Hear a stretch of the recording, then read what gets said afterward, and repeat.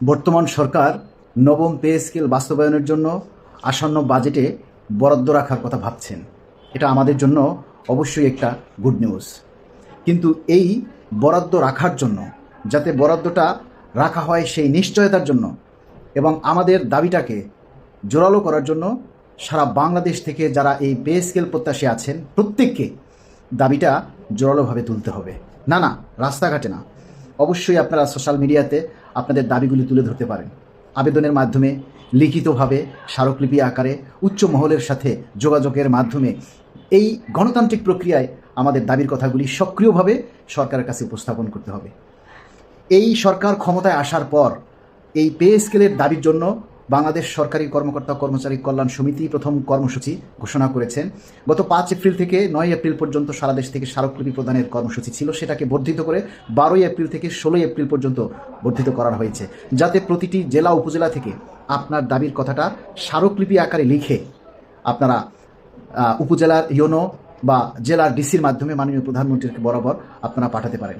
দেখুন, একটা কথা হচ্ছে স্পষ্ট, একটা বাচ্চা যখন কান্না করে মা স্বভাবতই তখন তাকে খাবার দিতে চায় না, মা তার নিজের কাজকর্ম নিয়েই ব্যস্ত থাকে। যখন বাচ্চা খুব জোরালোভাবে কান্না করে, বাচ্চা খিদায় ছটফট করে খুব বেশি আকারে চেঁচামেচি চিৎকার শুরু করে, তখন কিন্তু মা আর সহ্য করতে পারে না, তখন তার হাতে যত বড় কাজই থাকুক সে কাজটাকে ফেলে তখন তার বাচ্চাকে খাবার দেয়। আমরা রাষ্ট্রের কাছে শিশু, রাষ্ট্র হচ্ছে আমাদের অভিভাবক।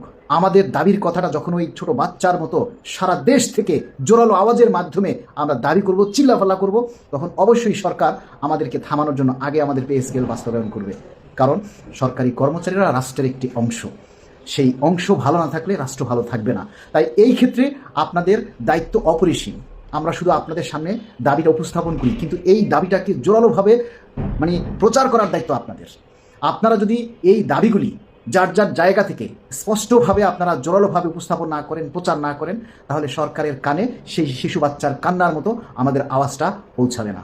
তাই আমরা জোরালোভাবে সবাই যার যার জায়গা থেকে আওয়াজ তুলুন, যাতে আগামী বাজেটেই আমাদের জন্য বরাদ্দ স্পষ্টভাবে নির্ধারণ করা হয় এবং আগামী বাজেটে যাতে আমাদের বরাদ্দ নিশ্চিত করা হয়, তার জন্য আমরা সুস্পষ্ট ঘোষণা চাই। আমরা সরকারি কর্মচারীরা আন্দোলন চাই না, আমরা চাই কর্মমুখী হয়ে রাষ্ট্রের উন্নয়নের জন্য সরকারের পাশে থাকতে। তাই আপনারা সবাই যার যার জায়গা থেকে জেগে উঠুন, কোনো গুজবে আপনারা বিশ্বাস করবেন না।